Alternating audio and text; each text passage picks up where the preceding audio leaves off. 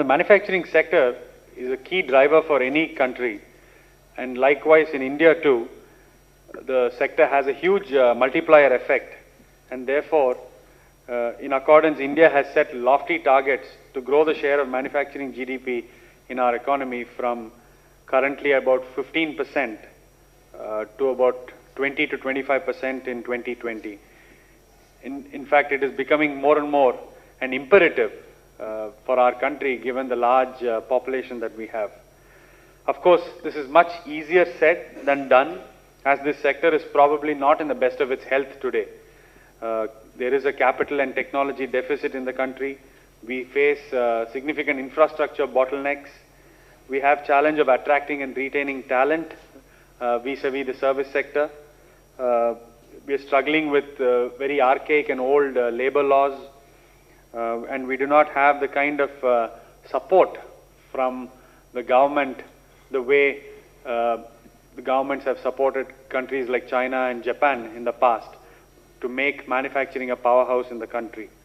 Having said that, I am hopeful that today we will have a constructive discussion on how to bring this sector, especially the several thousands or hundreds of thousands of companies, mostly small and medium ones, engaged in manufacturing, back on the growth trajectory, as without manufacturing growth, there cannot be national growth and employment generation. My association with the manufacturing industry is probably one of the most significant sectors in the country, which is the automotive and auto component industry. It is no doubt that the auto component industry is a very good and shining example of a great success story. However, it is equally fraught with its own set of challenges. But despite these, the sector continues to strive to maintain its competitiveness in the global arena as cutthroat competition from other low-cost countries keep mounting. Today, I will share with you some parts of this positive story in the auto component industry.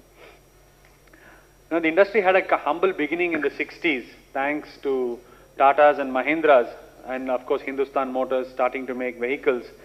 Then the component industry in India got completely redefined in the mid-80s with the entry of Maruti Suzuki into the country. The Indian automotive industry today is the 6th largest in the world, having deep forward and backward linkages with several key segments of the economy. The industry has a strong multiplier effect, which acts as a key driver of economic growth.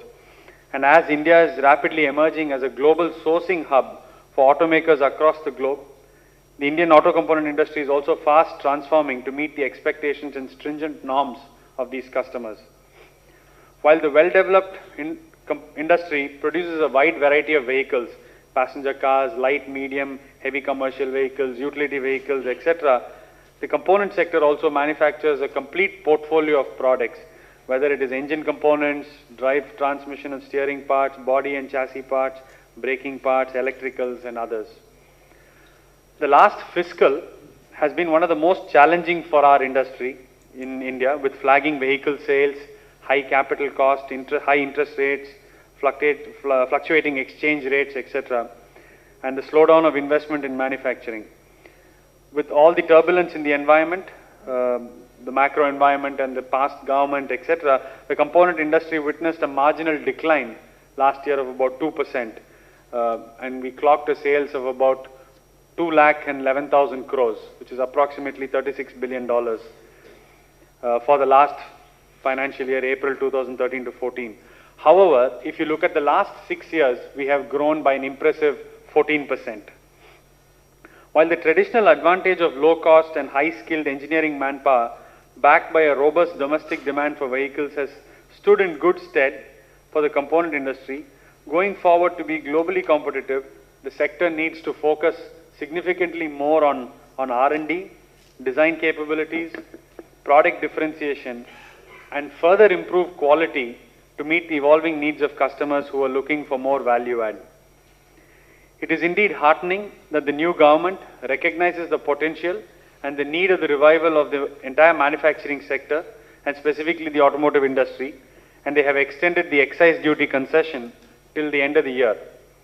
Also, initiatives like increasing the FDI in the defense and aerospace sector to 49%, and 100% in railways infrastructure in the recent union budget will open up new vistas for the component makers who are keen to mitigate the risk of the automotive industry cyclicality and diversify into adjacencies such as aerospace and defense and railways. Moreover, the government's focus on infrastructure and skill development and enhanced funding for development of the MSME sector has built hopes for an early revival of the industry. Besides, early signs of recovery are being observed even in the commercial vehicle segment, an important indicator of economic growth. Further, the recent directive given by the Supreme Court on lifting the ban on mining in Karnataka and Goa has raised hopes for the sector, which has been sluggish for over 2 years. The Indian auto component manufacturers over the years have developed strong manufacturing capabilities that have helped them in keeping costs low and meet stringent quality norms. The Indian auto component industry today export to more than 160 countries and have been growing steadily at about 15% per annum over the last 6 years. Component exports last year stood at 61,500 crores, or approximately $10 billion in 2013-14, and it accounts close to 25% of the total industry turnover. And we export key items including engine components, transmission parts, etc. And what is significant is about 15 years ago, most Indian manufacturers used to export about 80% to the aftermarket and only about 20% directly to the vehicle manufacturers like the Fords and Volkswagens of this world. Whereas today, the ratio is the exact opposite. 80% of the components made in India go directly into brand new vehicles supplied by global makers like Volkswagen, Ford, etc. So that speaks volumes about the improvement in quality and capability that our country has achieved.